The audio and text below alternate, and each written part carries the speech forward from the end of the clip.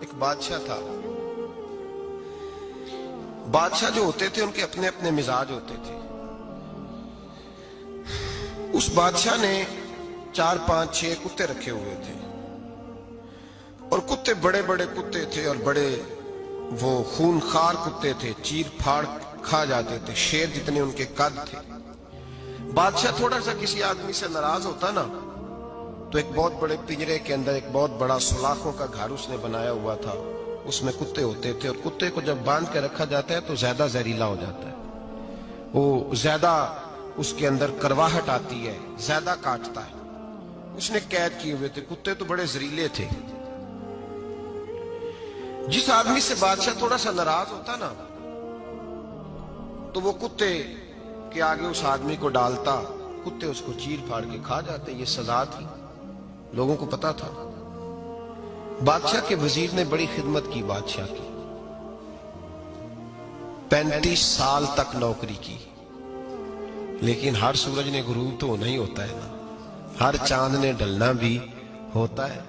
اب بوڑھا ہونے لگا, وہ جو مضبوط حافظہ تھا وہ کمزور ہونے لگا, ہلکی ہلکی غلطی. بادشاہ مزاج کا بادشاہ تھا, نہیں سمجھ میں آیا تو میں نے کہا کہ لوگ کہتے ہیں ہمیں کام پیارا ہے, چم نہیں. تو رشتہ وفا کا تھا ہی نہیں. وزیر سمجھنے لگا کہ اب نہ میں بھی غلطیاں کرنے لگا ہوں تو ایسا نہ ہو کسی دن میں بھی ان کتوں کا شکار ہو جاؤں. اس نے بادشاہ سے کہا کہ بادشاہ مجھے آہستہ آہستہ معذرت کرنے لگا, قدم ہٹانے لگا کہ مجھے چھٹی دے دی جائے, اب میں بوڑھا ہو گیا ہوں. لیکن اس نے کہا نہیں نہیں, جب تک میری طبیعت نہیں مانتی تم نہیں جا سکتے. مطلق العنان لوگ تھے. وزیر خاموش ہو گیا, پریشان رہنے لگا, غلطی ہو گئی یہ تو پھینک دے گا. ایک تجویز اس کے ذہن میں آئی.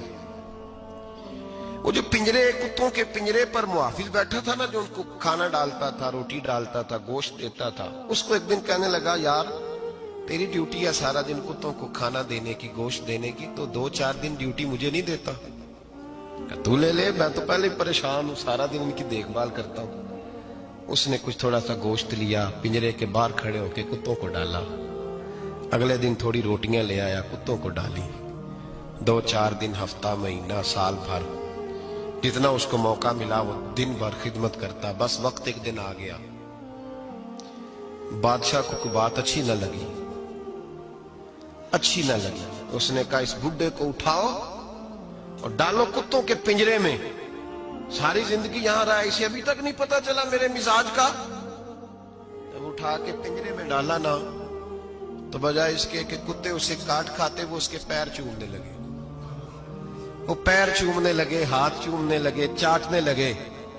تو بادشاہ اب سامنے کھڑا تھا نظارہ دیکھنے کو کہ چیر پھاڑ کرتے تو خوش ہوا کرتا تھا, خونخوار درندے جیسی اس کی طبیعت ہو گئی. جب دیکھا وہ پیار کر رہے ہیں تو بادشاہ وزیر سے کہنے لگا یہ کیا ہے؟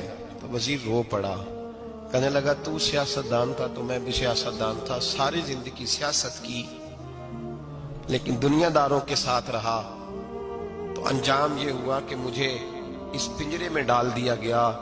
دیکھ تو بہت بڑا سیانہ تھا اور میں بھی سمجھدار تھا, وزیر رہا, لیکن ہمارا روح کا رشتہ نہ بن سکا. ارے ہم سے تو یہ کتے ہی اچھے نکلے. تیری 40 35 سال خدمت کی تو نے کتوں کے آگے ڈال دیا. انہیں تو چند مہینے روٹی ڈالی ہے, میرے وفادار ہو گئے. چند مہینے روٹی, جنہ تنا وچ عشق نہ رچیا کتے او نہ تھی چنگے. جنہ تنا وچ عشق نہ رچیا کتے او نہ تھی چنگے. مالک دے کر راکھی کر دے سابر بھکھے ننگے.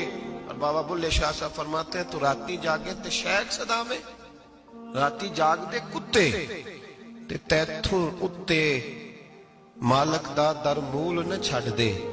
پاویں مارو 100 جتے تے تیتھوں اتے رکھا سکھا کھا. دنے جار رکھاں وچ ستے تیتھوں اتے ایک برکی دا قدر پچھانن. پاویں مالک ہو من ستے, ایک برکی دا اوپر کھڑے ہو کے کام نہیں کرانا پڑتا کہ میں کھڑا رہوں گا تو کام صحیح ہوگا, جاؤں گا تو نہ. ایک برکی دا قدر پچھانن پاویں مالک ہو من ستے. پھر اپنے آپ کو مخاطب کیا, کہنے لگے اٹھ بلیا چل یار منا لے نہیں تے بازی لے گئے. मुल्ला रूमी कहते हैं कि चिड़िया और चिड़ा मुज़क्कर मुअन्नस दोनों इकट्ठे बैठे थे। तो एक बंदा आ गया सूफी, मेरी तरह पगड़ी शकड़ी बांधी हुई, जुब्बे कुब्बे में लगा हुआ। ये जितने फितने आज आपको नजर आ रहे हैं ना, ये जुब्बों के पीछे निकलते हैं सारे। आवाम बेचारी को तो पता ही नहीं था कि यहाँ भी उलझना है। इन्होंने पकड़ के चक्कर चला दिए। कभी कोई कहानी सुनाते हैं तो कभी कोई कहानी सुनाते हैं, कभी नहीं। और मैं शिकवा करने लगा हूँ, मुझे कर लेने दो। क्या तुमने कभी मईशत पर भी तकरीर की है? हुजूर ने मईशत नहीं दी? क्या तुमने कभी कौम को मुआशरत भी सिखाई है?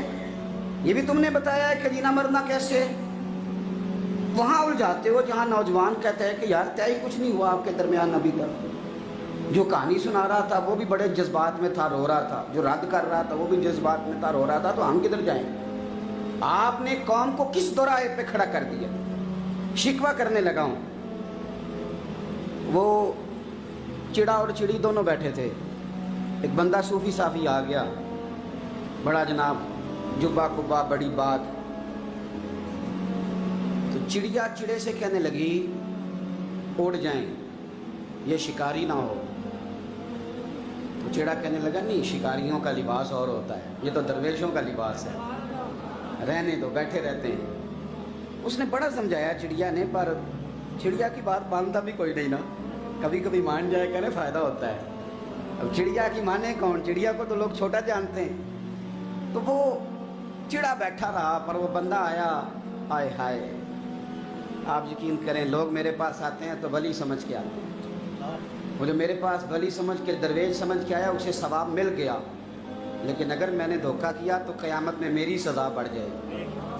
मुझसे मेरा रब पूछ लेगा वो तो ठीक था, वो तो तेरी पगड़ी दाढ़ी देख के आया था, तू अपनी बात बता, तेरे अंदर क्या था? तो वो करीब आया ना, वो सूफी दरवेश, इल्ला माशाअल्लाह, उसने ना गुलेल पीछे छुपाई हुई थी, उसने गुलेल निकाली और मारी और चिड़ा मर गया। चिड़िया बड़ी परेशान हुई, उसने जाके बादशाह को शिकायत की, जंगल के बादशाह को, शेर को। शेर ने कहा तू फिक्र न कर, बंदा पकड़ लेते हैं। बंदा पकड़ लिया, गिरफ्तार कर लिया, सामने आ गया। तो चिड़िया कहने लगी, शेर कहने लगा चिड़िया से कि अपना पकड़ तो हमने लिया है, सज़ा हमने नहीं देनी। अगर ये बात आपकी समझ में आ गई ना, मसला सिर्फ लीडरों का नहीं, कारकुन भी बड़े ख़तरनाक हैं। नाराज़ हो गए हो? मसला मुरीदों का नहीं, ये पीरों का नहीं, सिर्फ ये मुरीद भी नहीं कहीं हिलने देते।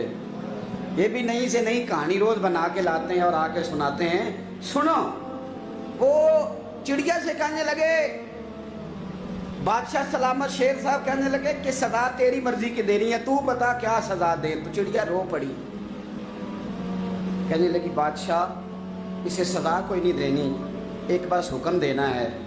उसे कहा वो क्या? तो वो कहने लगी इसे हुक्म करें, अगर इसने शिकार करना है तो लिबास भी शिकारियों वाला पहने। इसने लिबास सूफियों वाला पहना है और अंदर से शिकारी है। बस इसे हुक्म करते हैं कि इसने शिकार करना है तो लिबास भी। अल्लाह करे आपकी समझ में बात आए। और सियासतदान, तूने लिबास पहन लिया है, खिदमतकार है तू शिकारी। ओ ब्यूरोक्रेट, ओ ताजर, तूने लिबास पहन लिया है, खिदमतकार, तू शिकारी है। ओ बहुत बड़ी जगह पे बैठे हुए अफसर, तूने लिबास पहन लिया है एक बहुत बड़े अफसर का, एक महकमे को संभालने का, और अंदर से तू रिश्वत खाता है, शिकारी है। और दरवेश साहब, मौलवी साहब, और बड़े काम में लूटने के लिए दरवेश बन के तो ना लूट। आपकी तबीयत के अंदर दौलत से बेजारी, हजरत अबू दरदा, हजरत अबू मूसा अशरी, हजरत अबू हुरैरा रदी अल्लाह तआला अन्हु, ये समझ ले उनके क्लास फेलो थे, उनके साथ पढ़ा था इन्होंने। हजरत अबू ज़र गिफारी इन पर भी जलाल करते। आप यकीन करें कि तबीयत ना ऐसे कैफ में आ गई इनको पढ़ के। इनको पढ़ा जब कुछ दिनों से, तो कुछ अनोखा, ये अनोखी वजह है, सारे जमाने से निराले हैं ये बंदे। कौन सी बस्ती के यार अब रहने वाले हैं, ये किस तरह के लोग हैं, क्या सोच है। हजरत अबू दरदा रदी अल्लाह तआला अन्हु के घर के करीब से गुजरे तो हजरत अबू दरदा मकान बना रहे थे। क्या जुमला कहा, तड़प गई रूह। फरमाने लगे अबू दरदा, तुझसे मुझे ये उम्मीद नहीं थी यार, فرمایا کیا ہوا؟ فرمانے لگے اب تیرا مکان بنانے کے لیے بھی اللہ کے بندوں کی پشتوں پر اینٹیں رکھی جائیں گی. تیرا مکان بنانے کے لیے رب کے بندوں کی پشتوں پر اینٹیں تیرے لیے. حضرت ابو دردہ نے گردن جھکا لی. فرمایا یار جہاں تو ہے نا تو بالکل ہی ٹھیک کہتا ہے. کیوں؟ میرے نبی پاک صلی اللہ علیہ وسلم نے فرمایا اس زمین کے اوپر اور آسمان کے نیچے ابو ذر غفاری سے سچا بندہ کوئی نہیں, ان سے زیادہ سچا کوئی نہیں. فرمایا تو ٹھیک کہتا ہے یار, صحیح کہتا ہے. حضرت ابو موسیٰ اشعری رضی اللہ تعالیٰ عنہ کو گورنر بنا دیا گیا عراق کا. اب حضرت ابو موسیٰ اشعری صحابہ میں ایک بڑے جلیل القدر صحابی ہیں, اور ان کی عظمتیں, رفتیں, بلندیاں کیا کہنا, بڑی گہری دوستی تھی. لیکن جب وہ گورنر بن گئے نا تو آپ نے فرمایا بس بھئی اب تو نے عہدہ لے لیا ہے, یہ بندے کو ٹھیک نہیں رہنے دیتی چیزیں, اب تو عہدے میں چلا گیا. بڑی مدت کے بعد ملاقات ہوئی حضرت ابو موسیٰ اشعری کے ساتھ. وہ دوڑ کے آئے حضرت ابو ذر غفاری کے گلے ملنے, میرا بھائی میرا بھائی. فرمایا پیچھے ہٹ جا, میں نہیں تیرا بھائی, تو گورنر ہے, میں غریب آدمی ہوں, اپنا کام کر. پھر دوڑ کے آئے. فرمایا ابو ذر تو میرا بھائی ہے یار, اکٹھے پڑھتے تھے حضور. فرمایا نہیں جا, تو نہیں میرا. پھر آئے. جانتے تھے نا یہ سچا بندہ ہے, یہ سچا بندہ ہے, یہ تقریروں والا نہیں, صرف وعظوں والا نہیں, اس کے اندر بھی بڑی سچائی ہے.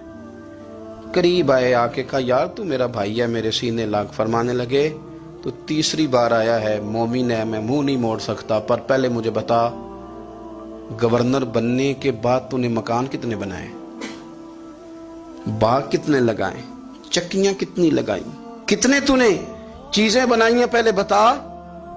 تو حضرت ابو موسیٰ اشعری نے ان کا ہاتھ پکڑا, رونے لگے.